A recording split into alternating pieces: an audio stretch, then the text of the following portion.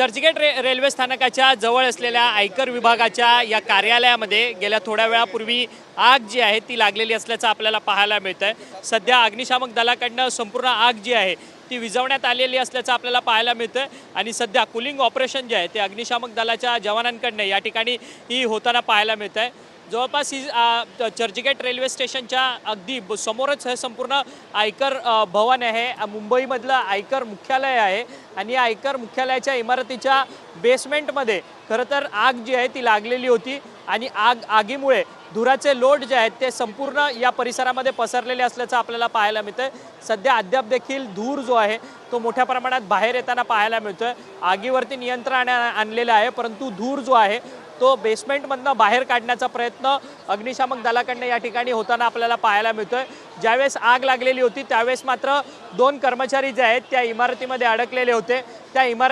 या कर्मचाऱ्यांना बाहेर काढण्याकरता अग्निशामक दलाने आपली उंच शिडी जी आहे त्या उंच शिडीचा वापर जो आहे तो या ठिकाणी केलेला असल्याचं आपल्याला पाहायला मिळतंय आणि दोन्ही कर्मचाऱ्यांना इन्कम टॅक्सच्या कर्मचाऱ्यांना खरं तर सुखरूप बाहेर काढलेलं होतं आणि रेस्क्यू ऑपरेशन अग्निशामक दलाच्या जवानांकडनं या ठिकाणी करण्यात आलेलं असल्याचं आपल्याला पाहायला मिळतंय।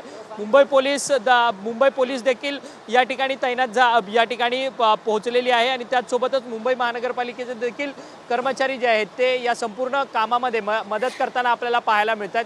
एकंदरीतच आग आता विझवलेली आहे, कोणतीही जीवितहानी झालेली नाही, परंतु वित्तहानी जी आहे ती आयकर विभागातल्या इमारतीमध्ये झालेली असल्याचं आपल्याला पाहायला मिळतं आहे।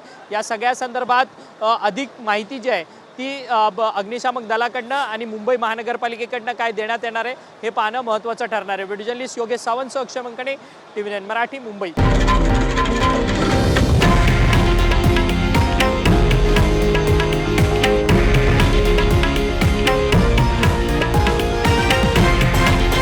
हे आहे देशातील नंबर 1 न्यूज नेटवर्क आणि आपण पाहत आहात TV9 मराठी, एकमेव।